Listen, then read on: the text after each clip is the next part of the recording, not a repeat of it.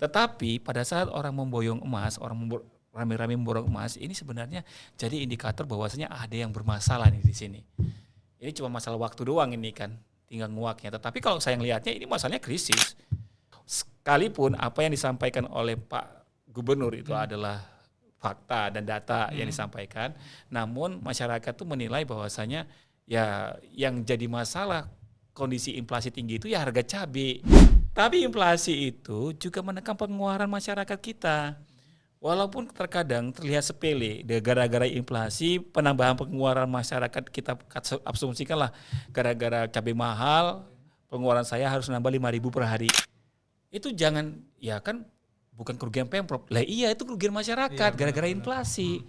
Gitu loh. Ini kadang-kadang yang nggak nyampenya ke situ gitu loh. Atau sengaja inflasinya dibuat supaya jadi ada alasan untuk impor. Terus kalau ada impor kan di situ bisa dapat. Ya, ini politis ya. Ini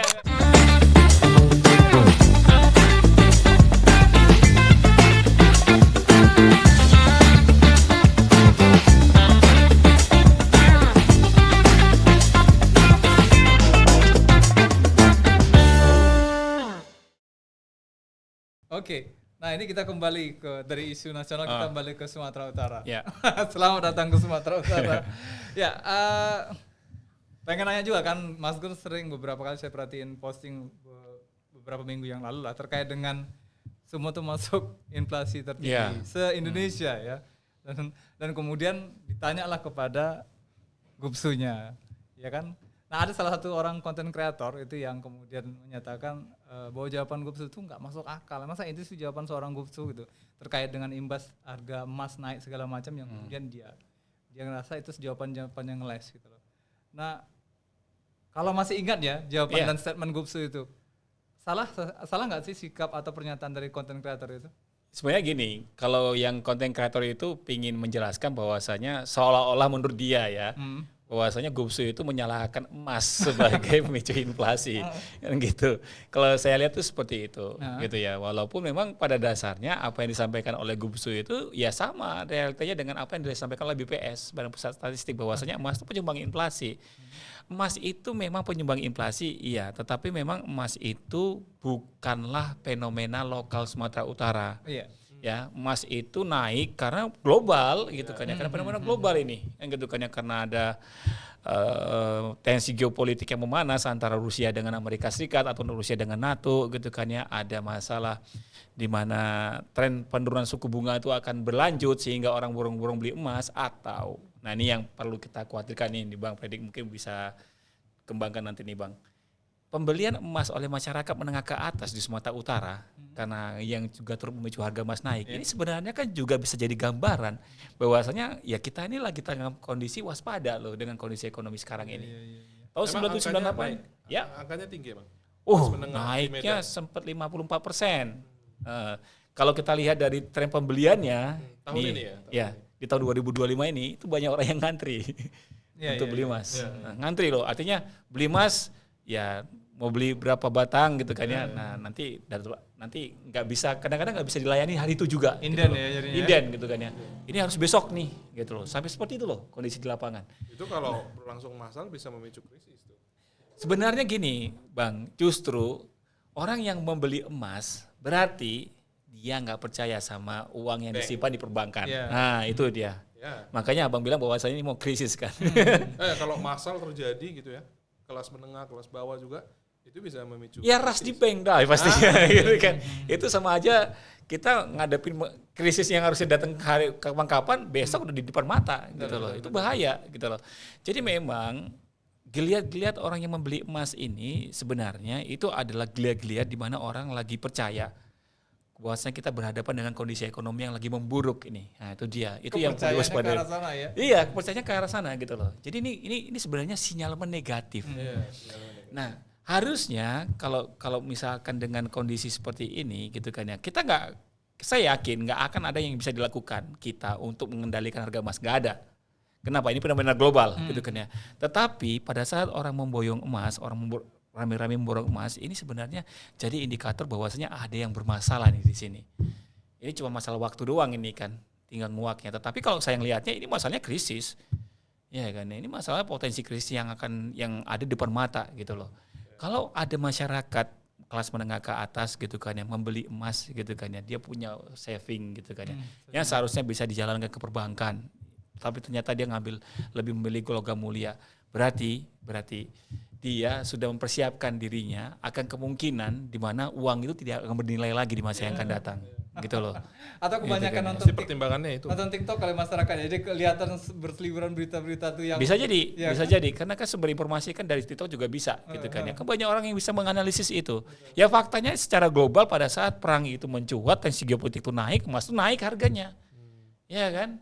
Itu dia kan di situ aja udah kelihatan gitu loh, di situ aja udah kelihatan. Tetapi kan level masyarakat kita yang punya awareness seperti itu kan biasanya kan yang mengkonsumsi informasi yang bermutu. Betul. Gitu kan ya. Yang kedua mereka punya dana excess fund, atau dana lebih yang nggak digunakan. Kan sebenarnya kan bisa aja gini, kalau saya punya uang lebih, kalau memang saya percaya bahwa saya ekonomi ini bisa digerakkan gitu kan ya, ada investasi atau bisnis yang bisa menguntungkan, kayak mendingan saya letakkan uang itu ke sana kan, logikanya kan begitu kan.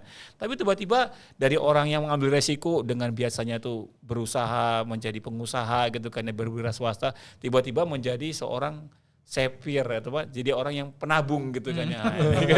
Udah nabung emas deh gitu kan. Ini kan tanda tanya besar gitu. Ini tanda tanya besar ini. Itu tanda tanya besar. Seharusnya sih fenomena emas itu menjelaskannya seperti itu. Jadi biar masyarakat itu ya saya nggak ngerti ya motivasi si content creator itu menyatakan itu apa gitu kan ya. Tetapi sekalipun apa yang disampaikan oleh Pak Gubernur itu adalah fakta dan data yang disampaikan, namun masyarakat tuh menilai bahwasanya ya yang jadi masalah kondisi inflasi tinggi itu ya harga cabai. Ya kan, cabai yang mahal itu tadi, pangan hortikultura yang naik itu tadi, sebelumnya beras, sekarang ini berpindah dia ke pangan hortikultura gitu loh. Kenapa? Karena mungkin ya kelas menengah kita tuh cuma sedikit. Masyarakat yang menengah ke bawah yang nggak mengakses emas itu tadi, pada saat emasnya naik, dia ngerasa ya tiap hari aku beli cabai, yang itu mahal banget sampai 100.000 loh, kemarin per kilo gitu kan ya. Nah itu, jadi mungkin mereka hanya menyampaikan kekesalan. Yang naik cabai loh, harusnya di sini loh ngomongnya, jangan ngomongnya volatile food tapi cabai, langsung bilang start to the point. Mungkin begitu kalau saya tangkap. Ya kan kalau Pak Bobi kan ngomongnya kan bahwasanya pemicu kenaikan inflasi itu adalah volatile food gitu kan ya. Terus yang kedua adalah emas itu. Volatile food kan ada banyak gitu kan ya. Ya kan. Nah, coba kalau misalkan pemicu kenaikan inflasi itu adalah harga cabai. Nah, orang akan lihat oh berarti beliau menguasai masalahnya ini kayak gitu kan ya. Kalau volatile food kan bahasa-bahasanya BPS kan begitu kan, walaupun BPS juga detail pada dasar selanjutnya gitu kan. Nah, itu dia. Jadi mungkin kalau saya bilang ya masyarakatnya cuman ya kecewa aja lah ya kan ya, seolah-olah message yang mau mereka terima dari gubernur itu nggak nyampe gitu loh. Ya kan? Nah kalau detail faktanya sebetulnya terkait dengan Sumut sendiri, penyebab inflasi yang paling mungkin bisa diterima akal masyarakat lah katakan, apa kira-kira? Data BPS itu 0,81% kontribusi cabai terhadap pembentukan inflasi yang tertinggi. Tertinggi ya? Ya tertinggi itu cabai. Nah, dan itu kan dirasakan semua orang kan. Masyarakat menengah ke bawah sampai ke atas itu pasti ngerasakan itu gitu loh. Dan itulah kemarin itu sampai harus diintervensi ya, walaupun kalau berdasarkan catatan saya ya, intervensi yang dilakukan hari ini oke, bisa meredam, turun dikit gitu kan ya, tapi habis itu naik lagi. Artinya mendatangkan produk dari luar gitu ya? Iya, mendatangkan produk dari luar itu kan ditentang sama pedagang gitu kan ya. Padahal kalau misalkan boleh kita menyarankan gitu kan ya, untuk mengatasi masalah inflasi yang tinggi itu sebenarnya bisa dipetakan mulai dari sekarang. Jadi begini nih, kita ya saya ngomong aja ya, saya aja melakukan pemetaan secara langsung, secara melakukan pemetaan secara langsung, saya mempunyai datanya nih. Datanya bukan data hari ini loh produksinya, tapi data produksi yang 3 bulan yang akan datang. Saya udah punya gitu loh. Saya udah punya. Dengan sumber daya yang terbatas ini loh. Saya udah punya. Konon katanya mereka punya dinas gitu kan ya, yang bisa memetakan itu semua. Bahkan dilengkapi dengan teknologi. Tapi kenapa bisa meleset? Kan gitu. Kenapa nggak bisa memitigasi kemungkinan terjadi inflasi di masa yang akan datang? Kita ngomongin cabai, itu selalu proyeksi sifatnya. Harga cabai ke depan akan begini. Bukan harga cabai hari ini aja yang kita bahas gitu kan ya. Tapi ke depan kita selalu sampaikan. Dan itu sudah kita jauh hari kita sampaikan bahwasanya harga cabai akan mahal sampai bulan Oktober gitu kan ya. Tapi ternyata mitigasinya kan juga kurang. Jadi wajar dong kita mengkritisi. Memang gitu. pembisiknya Pak Gubsu kurang Tokcer atau gimana? Ya kalau saya bisa bilang sih begitu. Harusnya Bang Gun jadi Cuma, harus ya. cuma mau memanti aja sebenarnya. Iya, kalau saya bilang sih ya ada baiknya ya. Coba Pak Bobi itu meletakkan orang-orang benar yang menguasai deh, yang benar profesional bisa memetakan itu semua. Ini berkaca juga dengan singgungan dari Pak Purbaya terkait penggunaan dana tadi ya. Yang Ya kan sampai apa bedanya gitu kan dengan ya kan case sampai, ini kan? sampai dibilang kan dari Kementerian Keuangan itu kan ya menyatakan bahwasanya gunakanlah anggaran yang ada di APBD itu untuk meredam inflasi. Kan begitu kan sudah jelas itu.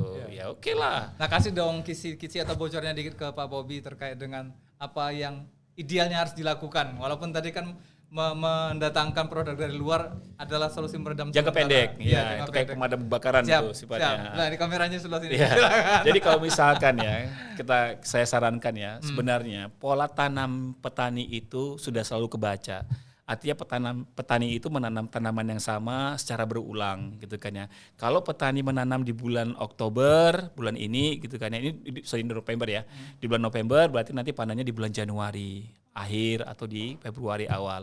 Ya tinggal petain aja, kan punya dinas ketahanan pangan, punya dinas perindustrian perdagangan gitu kan ya. Ada dinas-dinas yang lain gitu kan ya. Tinggal dioptimalkan aja mereka untuk menghitung di setiap wilayahnya, kamu nanam cabai, petaninya berapa luas lahannya, tinggal diproyeksikan hasilnya tuh seperti apa. Kan akan muncul data itu kan. Ya kan? Terus tinggal lihat kebutuhannya tuh berapa per harinya. Karena kebutuhan pangan ini kan selalu sama. Ya kalaupun naik tuh karena ada kegiatan-kegiatan pesta-pesta lah atau mungkin hari besar nasional dan keagamaan begitu. Itu bisa berubah. Nah, dari situ kita bisa memetakan bahwasanya di masa yang akan datang kita akan mengalami surplus atau defisit. Dari situ kita bisa memetakan bahwasanya kita punya potensi harga naik atau harga turun atau stabil. Kan bisa kan? Lakukan mitigasi mulai hari ini juga. Mitigasi itu misalkan kerjasama antar daerah nih, membeli cabai dari wilayah yang lain gitu kan ya, tapi dikondisikan dengan sekarang, bukan gujuk-gujuk datang gitu kan ya. Ya karena koordinasikan dengan pedagang besarnya yang ada di pasar tradisional bahwasanya kita punya produksi loh di wilayah lain udah saya bayarin ini, coba kamu ke sana ambil. Enggak berhadapan sama pedagang langsung di pasar. Betul. Kan begitu kan. Jadi ada banyak cara deh. Kalau misalkan nanti cara-caranya yang lain mau didetailkan ya undang saya dong gitu kan ya. Masa di sini kan gratisan banget gitu kan ya. Itu sih. Baik. Ada komentar mungkin yang mau ditambahkan dari Bang Freddy? Ya sebetulnya tugas pemerintah yang itu tadi yang disampaikan oleh Bang Gun ya tugas pemerintah. Memang ketika Pak Purbaya ngomong gunakan APBD untuk meredam inflasi ya memang harusnya itu gitu. Jadi ketika apa ya, to be honest ya, kalau misalnya ada di satu daerah kemudian gagal misalnya dia mengatasi inflasi, ya mungkin saja kan dia tidak menggunakan APBD itu untuk perencanaannya nggak seperti yang tadi itu. Ya, kalau jadi dipakai untuk jadi bancakan aja dengan legislatif ya. Ya kan inflasi kan. Betul. Gitu. Apalagi ketika ditambah lagi dengan dikurangi dana transfer tadi kan, jadi makin bingung kan. Makin nggak dilakukan yang seharusnya tadi dilakukan seperti yang disampaikan Bang Gun tadi gitu. Gitu sih jadi relasi eksekutif legislatif, kemudian selama ini bagaimana pola penggunaan APBD kan itu yang mestinya jadi fokus untuk diubah. Betul. Kalau menurut Bang Freddy sendiri dengan kondisi sekarang disadari atau enggak katakan para elit politik lah, baik itu di pusat maupun di daerah. Ke depan kira-kira lah prediksi dari ini kalau Mas Gunawan suka memprediksi ekonomi sekarang politik. Saya sebenarnya butuh loh prediksi politik ke depan itu saya butuh banget loh Bang. Iya, saya juga butuh tadi. Jadi kira-kira prediksi dari Bang Freddy ke depan, kira-kira belajar nggak sih para katakan elit politik kemudian politis ke depan yang melihat bahwa ada pola di mana mereka harusnya punya ilmu yang memang konsepnya capable ya, dan kemudian orientasinya adalah melayani sebenarnya, bukan kepentingan yang seperti yang sekarang ditelanjangi dan akhirnya masuk dengan jaket orange-nya katakan seperti itu, warna pink-nya katakan seperti itu. Kalau saya melihat berdasarkan perjalanan selama ini ya, dan itu sebetulnya bisa memberikan kita petunjuk untuk menebak pola yang ke depan akan seperti apa kan. Dengan adanya tren resentralisasi yang terjadi, yang tadi juga sudah saya singgung gitu, saya menduga akan terus terjadi resentralisasi ini. daerah akan semakin dibuat harus berpikir lebih keras lagi untuk mencari sumber-sumber pendanaan, dan lama kelamaan juga birokrasi jadi semacam autopilot aja, otonom yang di daerah ya, karena mereka tinggal mengerjakan apa yang diinstruksikan dari pusat saja, nggak perlu lagi disuruh mikir mungkin lama-lama nanti. Gitu ya. Udah ditentuin dari atas semua, karena memang saat ini komando itu dia kunci-kuncinya. Beberapa waktu lalu Bocor Halus Tempo tuh di tema 1 tahun pemerintahan Prabowo Gibran itu topiknya itu tentang komunikasi ke Prabowo yang konon katanya cuma dari satu pintu gitu, dari letkol itu gitu kan. Ya, yang disampaikan ke Prabowo yang ABS aja, asal Bapak senang. Makanya kemudian dia ngomong itu kayak kita lihat kayak tone deaf, kayak near empathy gitu kan. Keberhasilannya 0,000. Dia nggak lihat itu angkanya berapa ribu orang kan, itu anak orang yang keracunan kan. Benar. Dan banyaklah pernyataan-pernyataan seperti itu. Saya menduganya akan semakin banyak resentralisasi terjadi. Hanya saja resentralisasi ini tidak akan gampang. Seperti tadi Pak Purbaya misalnya mau mengerjakan transformasi struktural di lembaganya, dia akan menghadapi ancaman, tekanan, hambatan kan dari orang-orang yang selama ini menikmati proses yang tidak proses yang korup itu gitu. Sama juga ketika misalnya pemerintah pusat ingin mengambil alih semua, akan banyak nih di daerah-daerah ini yang disebut raja-raja kecil gitu ya, orang-orang yang kaya dari APBD itu akan bereaksi juga. Mereka juga akan memberikan perlawanan juga atas segala macam upaya yang dilakukan untuk menggerogoti sumber daya yang ada di daerah. Jadi saya sih melihat ke depan politik di Indonesia akan sama, seperti udah kelihatan ya akan seperti apa yang dihadapi gitu, termasuk dengan yang ada di Sumatera Utara ini. Dan kita kan butuh banyak anggaran untuk membiayai pembangunan juga kan, butuh. Itu tadi soal inflasi juga kita ternyata ada masalah kan, dan dianggap inflasi tertinggi itu juga sebetulnya kan itu semacam itu memang betul iya terjadi, tapi kemudian kayak dijadikan isu nasional gitu ya. Kayak di semacam ada buzzer yang beroperasi untuk menjadikan itu jadi trending topic gitu, topic of the week gitu ya. Semacam ada upaya untuk di level elitnya mungkin ada juga upaya untuk mendelegitimasi juga mungkin Pemprov saya nggak tahu gitu. Tapi saya menduga akan ada pertarungan nih dari daerah dan pusat terkait dengan rencana-rencana pusat untuk melakukan proyek-proyek resentralisasi. Ini mungkin belum kelihatan nih efeknya. Iya. Ya kan? Mungkin kan 1 tahun anggaran mungkin efeknya ya. Yang saat ini udah dikerjakan mungkin baru terasa yang tahun depan. Tapi kan tanda-tandanya udah mulai kelihatan tadi, proyek-proyek mulai berkurang, kemudian juga tanda-tanda kepala dinas yang udah mulai banyak yang nggak mau atau banyak yang mulai mundur kan, karena merasa udah menghitung kan, ini nggak ini gitu kan. Kalau situasi ini terus terjadi ya kita akan melihat akan berulang, dan pada satu titik kalau ada momen yang misalnya kalau elit politiknya keceplosan lagi misalnya kayak kemarin itu yang bilang orang-orang tolol tuh bisa jadi demo kayak gitu lagi gitu. Who knows kan? Ya kalau di politik kita ada istilahnya itu kita harus bisa memprediksi apa yang terjadi ke depan, tapi kalau nggak terjadi ya kita juga bisa menjelaskannya gitu. Kenapa nggak terjadi? Baik, reverse aja. Baik. Mas Gun, kita kembali sebelum menutup pembicaraan ini. Dari Sumatera Utara yang paling terdampak terhadap inflasi kemarin itu daerah mana? Deli Serdang. Karena Ya? inflasinya kan di atas 6% kan secara year on year kan. Jadi gini, kita tuh punya gambaran yang ironi kemarin tuh. Ironinya tuh gini, wilayah Brastagi atau Kabupaten Karo lah ya kita perluas gitu ya. Itu kemarin harga cabenya cenderung lebih tinggi daripada yang di Medan. Padahal penghasil Padahal penghasil gitu kan ya, itu karena memang yang dataran rendah ini kayak Medan, Lubuk Pakam, Sahabat gitu kan ya, itu kan ya pokoknya dataran rendah ya, Kisaran gitu ya, batu bara. Itu kan banyak disuplai dari cabai dari luar kan begitu. Nah, saya cuma mau nyampaikan begini ya, ini kan inflasinya cabai gitu kan ya. Sebenarnya yang namanya inflasi itu bagus atau jelek sih gitu. Gini, Kalau pertumbuhan ekonominya lebih tinggi daripada inflasi, ya ini masih bisa fine-fine aja, kita menganggapnya wah ini pendapatan lebih tinggi daripada apa yang kita keluarkan, kan gitu. Tapi kan kemarin kan enggak. Pertumbuhannya 4,69% secara year on year, inflasinya 5,32, berarti kan di atasnya ini, kan gitu ya. Kalau pada saat inflasi dianggap suatu hal yang normal karena nanti harga akan turun, nggak bisa gitu juga.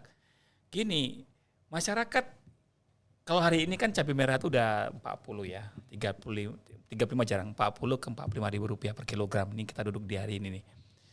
Sebelumnya kan sempat 70 atau 80 ribu rupiah per kilogram. Ya. Kepikiran nggak ada tukang lontong di pinggir jalan, terus gara-gara cabai mahal gitu kan ya, pembelinya kurang gitu kan ya jadinya. Mikir ke situ nggak? Atau mikir gini nggak? Ada ibu-ibu di rumah gitu kan ya, yang biasa ngasih makan anaknya dengan porsi cabai tertentu gitu kan ya, terus tiba-tiba harus dikurangin atau bahkan hilangin pakai merica bubuk gitu kan ya. Ada kepikiran nggak mereka di atas itu seperti itu? Jadi jangan pernah berpikir bahwasanya pembangunan itu hanya bisa dilihat dari sisi anggaran yang dikeluarkan untuk pembangunan infrastruktur atau konstruksi. Kan begitu ya, yang bisa dilihat dari kasat mata bisa disentuh gitu loh. Tetapi pada saat inflasi tapi itu yang menghasilkan uang. Iya bagi mereka juga. Ya. Ini baliknya lagi ke sana nanti nih. Terlalu jujur ya. Iya terlalu jujur banget nih Bang Freddy gini. Itu di Wakanda. Di Wakanda. Tapi inflasi itu juga menekan pengeluaran masyarakat kita. Walaupun terkadang terlihat sepele, gara-gara inflasi penambahan pengeluaran masyarakat kita asumsikan lah, gara-gara cabai mahal, pengeluaran saya harus nambah 5.000 per hari. Pengeluaran saya harus nambah 5.000 per hari. 5.000 kali berapa juta orang, berapa juta keluarga. Itu yang harusnya diperhitungkan. Disitulah kerugian yang harusnya bisa dinominalkan. Jadi jangan bicara kerugian tuh kalau misalkan ada ya kerugian dari sisi anggaran karena dana nggak disalurkan dari pusat itu kerugian. Tapi kan ini metrik yang diceritakan adalah konsep pelayanan ya. Iya, kan gitu. Jadi kalau 5.000 kalau disebulankan katakan itu 150.000 ya kan ya. Ada berapa kepala keluarga kita di sini di Sumatera Utara dari 15 atau 16 juta orang. Bagi 4 aja deh. Ya sekitar 6 juta lah. 5 juta. 5 juta lah ya, 5 juta kepala keluarga atau 4 atau 5 juta. 4 juta kali 150.000. Bayangkan itu. Akumulasinya ya. Iya kan? Berapa kerugian yang harus ditanggung. Itu jangan ya kan bukan kerugian Pemprov. Lah iya itu kerugian masyarakat gara-gara inflasi. Gitu loh. Ini kadang-kadang yang enggak nyampenya ke situ gitu loh. Atau sengaja inflasinya dibuat supaya jadi ada alasan untuk impor. Terus kalau ada impor kan di situ bisa dapat. Ya ini politis ya. Ini sebenarnya yang saya suka dari Bang Freddy itu di situ gitu kan ya. Kalau saya sih nggak bisa menduga-duga itu sih sebenarnya. Tapi gini ya, mengabaikan potensi inflasi itu bisa dilihat. Kalau misalkan potensi inflasi, kalau misalkan saya suruh ngebuktikan ada nggak potensi inflasi di depan, saya bisa ngitung gitu kan ya. Makanya tiap akhir tahun tuh ada outlook tahun depan. Iya, kan itu kan udah asumsi kan. Itu kan udah hasil dari observasi, hasil dari penelitian, bukan hanya cuap-cuap biasa tanpa ada argumennya ya, dasar argumennya kan gitu kan ya. Tetapi kalaupun itu nggak didengarkan, berarti kan ada kesengajaan. Nggak menyediakan proses mitigasi terkait dengan potensi-potensi yang ada di depan itu tadi. Ya kan? Nggak layak lagi untuk memilih tahun depan ya. Tapi sayangnya masyarakat kita tuh itu dia gampang banget udah dirugikan dengan inflasi terus gampang banget nanti diiming-imingi sesuatu ya kadang-kadang pilih lagi orang seperti Mas Budi legislatifnya. akhirnya mengambil keputusan oke saya akan mencalonkan diri tahun depan gitu ya. Mencalonkan. Aduh. Agar semua solusi ini diselesaikan. Oke, sebelum ditutup nanti selain memberikan closing statement ke Bang Freddy lagi terkait dengan konsep pelayanan tadi yang mungkin agak diserempet-serempet sama Mas Gunawan. Seberapa hilang konsep itu di tengah-tengah masyarakat, di tengah-tengah praktisi politik katakan ataupun pejabat yang saat ini menduduki jabatannya sehingga kemudian memang nggak punya ilmu basic dasar gitu kan, bahkan kalau bisa dibilang kita ini mayoritas Muslim loh, ya kan, yang sedikit banyak punya pemahaman agama bahwa segala sesuatu yang kita buat di atas muka bumi ini pasti diminta pertanggungjawaban di hadapan Allah kan gitu. Itu secara personal, ya kan. Nah, nggak match nggak atau apa yang salah di sini gitu sehingga kemudian seolah-olah ilmu politik itu hanya dalam tanda kutip ngakal-ngakalin akhirnya begitu kan gitu. Kesannya kan begitu kan. Nah ini kasih juga Ini dosen loh, Pak. pesan, ya. kasih juga pesan nih ke mahasiswa ya yang nanti akan kemudian menimba ilmu ke beliau, kemudian ke masyarakat juga agar kemudian lebih melek terhadap politik dan produk politik ini agar senantiasa mengkaitkan segala sesuatunya itu terhadap pertanggungjawaban dia sebagai manusia di hadapan Allah Subhanahu wa taala. Iya. Jadi kan kalau concern saya sebagai pengajar di bidang ilmu politik dalam tridharma saya dalam melakukan riset, ngajar ataupun pengabdian kepada masyarakat, selalu yang saya tekankan itu sebetulnya relasi warga negara dan negara. Di mana saya selalu mendorong, misalnya saya ngomong di masyarakat mana gitu di Kabupaten Sergai misalnya beberapa bulan lalu, saya menempatkan mereka itu sebagai posisi yang setara sebetulnya dengan negara. Itu yang di Indonesia ini penyelenggara negara merasa mereka berkuasa atas masyarakat dan masyarakatnya merasa tersubordinasi berada posisi di bawah dari negara. Betul. Padahal konsep bernegara itu nggak gitu. Nggak gitu ya. Ya ada teorinya itu namanya kontrak sosial. Yang namanya kontrak kan masing-masing punya hak dan kewajiban. Kita sebagai warga itu kewajiban kita membiayai negara supaya bisa beroperasi melalui pajak. In return, negara itu kewajibannya setelah mendapatkan pajak dari kita adalah menyediakan seminimal-minimalnya 2 pelayanan dasar, pendidikan kesehatan, dan 3 kebutuhan dasar, sandang pangan papan. Ini catatan ya, kembali review nih masuk ujian nanti nih. Saya selalu tekankan itu, tapi kan yang terjadi mindset pemerintah banyak pejabat kita ini bukan sekarang aja ya, bahkan dari dulu gitu ya. Adalah APBD itu ya udah jadi hak mereka untuk menentukan apa gitu. Dan jadi bancakan aja. Ada tuh banyak tulisan dalam ilmu politik tuh atau ilmu sosial yang lain yang mengkritisi itu. Ada satu tulisan yang nanti bisa di search, judulnya itu APBD itu jadi ajang kenduri untuk elit-elit yang ada di lokal. Iya, betul. Rapat-rapat bahas anggaran. Tahu kalau ini dekat dengan putaran itu. Makanya tadi seharusnya anggaran itu dipakai untuk seperti yang dibayangkan oleh Bang Gun tadi. Ketika nanti misalnya diproyeksi inflasi. Ya, kebutuhan apa nanti yang dibutuh, bagaimana mengatasinya supaya nggak inflasi kan gitu kan. Tapi kan yang terjadi enggak selama ini gitu. Nah, itu yang miss dari kita. Nah, apa penyebabnya? Nah, itu balik lagi kemudian struktural jadi penyebabnya. Banyak hal. Salah satunya juga sebetulnya masyarakat kita yang enggak melek sama politik tadi. Nah, itu masyarakat, ini catatan judul pembahasan kita minggu depan kayaknya. Iya. Tadi Bang Gun bilang kan, nanti udah masyarakat begini, nanti diiming-imingi milih itu lagi gitu. Iya, betul. Nah, itu memang saya pernah ngomong sini kan, kondisi masyarakat seperti itu memang sengaja diciptakan. Sama elit yang ada sekarang, yang berkuasa sekarang, status quo sekarang. Mereka terus menciptakan supaya kita itu tidak punya kesadaran kritis, sehingga tetaplah bodoh, jangan pintar gitu. Iya, supaya udah kita kasih bahan sosial. Padahal yang nggak begitu, jangan. Negara juga kita harus punya kesadaran bahwa kita itu yang membiayai negara gitu. Kita itu berhak untuk mendapatkan pelayanan dari negara. Kita jangan takut ketika ketemu gubernur, polisi, tentara gitu. Kita justru harus melihat mereka itu sebagai pelayan kita. Gitu. Kan tugas utama birokrasi itu kan pelayanan publik kan. Polisi itu apa? Di seluruh dunia to serve and to protect. Itu pelayanan dan melindungi kan. Polisi untuk apa aja sekarang? Tagline-nya polisi untuk apa? Polisi untuk masyarakat. Polisi untuk yang saya lihat kalau kantor polisi presisi ya. Jadi itu bagi saya yang pendidikan politik yang nggak ada gitu.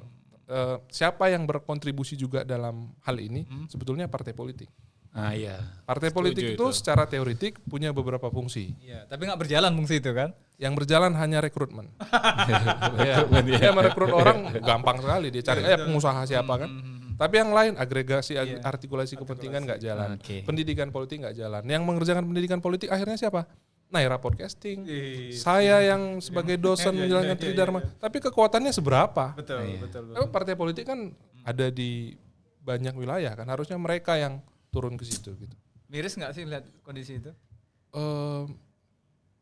Sedih sih. Sedih. Tapi tetap optimis lah.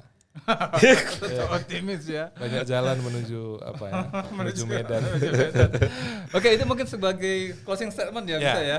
Baik. Dari Mas Gun mungkin untuk mengantisipasi ke depan nih supaya nggak terjadi inflasi dan kesannya kan ada kondisi di mana mohon maaf ya kita kayak kesannya mau tutup mata tapi akhirnya dibukakan juga kan dengan fakta-fakta dari pusat terkait dengan dana yang mengendap, tidak tersalurkannya anggaran itu karena memang nggak capable atau nggak punya kemampuan dasar kali ya untuk menjalankan situ. Kita nggak bisa, kalau orang bilang payah cakap juga gitu kan melihat kondisi itu. Tapi apalah kira-kira yang harus dilakukan baik itu masyarakat maupun orang-orang yang langsung bersinggungan dengan perkara ini. Katakan stakeholder untuk menghindari perkara berulang, kemudian juga sedikit banyak mengkritisi lah dari sisi ekonomi. Ini kan perkara masalah uang belanja gitu kan ceritanya gitu. Silakan kameranya di sana, silakan.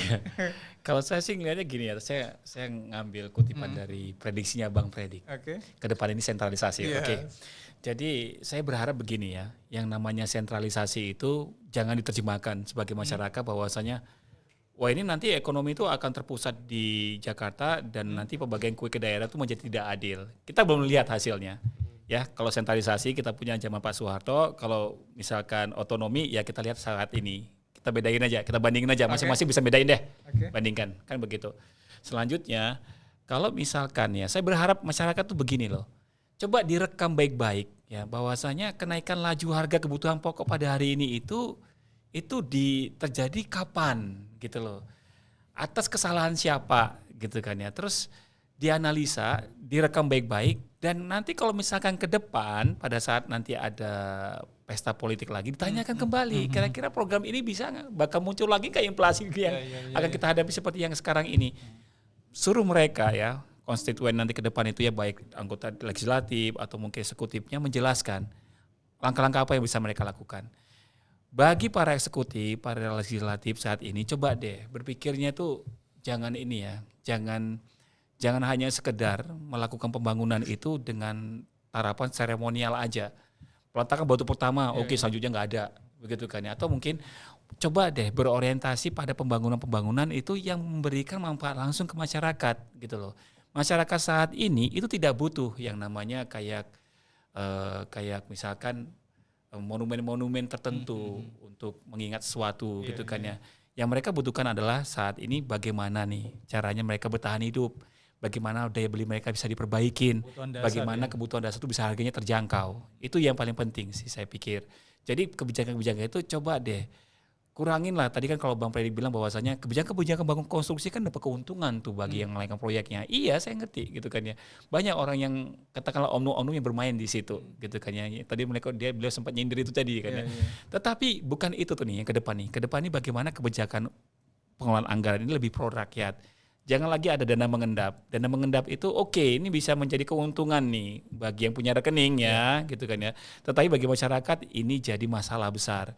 Kalau misalkan pemerintah, Pemda tidak berubah, tidak beradaptasi dengan kondisi ekonomi seperti ini, ya siap-siap aja nanti akan ada bencana sosial yang akan datang lagi. Kalau cuman demo-demo kemarin tuh, menurut saya tuh belum lah ya. Itu belum. Kalau misalkan itu juga tidak menggugah pola pikir kita ke arah yang lebih baik, ke arah yang lebih melayani ke masyarakat, ya saya yakin bencana sosial yang lebih besar akan lebih datang dengan waktu yang lebih cepat dibandingkan dengan proyeksinya gitu loh. Karena gini ya, ekonomi kita ini walaupun kita punya harapan dari Menteri Keuangan yang baru gitu ya, walaupun memang belum teruji karena penegakan hukumnya belum terlihat gitu ya. Di luar itu atau sekalipun itu berjalan, kita punya ancaman di mana kita berpotensi untuk berpeluang ya mengalami resesi teknikal di tahun 2026. Hindarin itu, dan itu kuncinya adalah bagaimana pengelolaan fiskal baik APBN, APBD yang bisa lebih dinikmatin oleh masyarakat banyak, bukan hanya dinikmatin oleh segelintir elit aja. Pemerataan intinya itu. Benar. Baik, gitu. baik. Oke, terima kasih banyak nih kepada Bang Predik dan Mas Gunawan yang sudah membahas ini kurang lebih 1 jam lebih ya, dengan kita. Sekali lagi tujuan dan maksud kita agar kemudian ini menjadi bahan atau buah pikir lah bagi masyarakat khususnya, kemudian juga pemangku kebijakan dan stakeholder yang memang berkaitan erat dengan bagaimana ekonomi dan stabilitas nasional maupun daerah akan bisa berjalan dengan baik ya. Harapan kita itu. Ya tadi dari akademisi juga dari pengamat ekonomi yang sudah menyampaikan unek-uneknya, menyampaikan pendapatnya. Kita berharap sekali lagi channel ini menjadi sumber edukasi bagi kita semua. Terima kasih, saya undur diri. Assalamualaikum warahmatullahi wabarakatuh. Ahoy.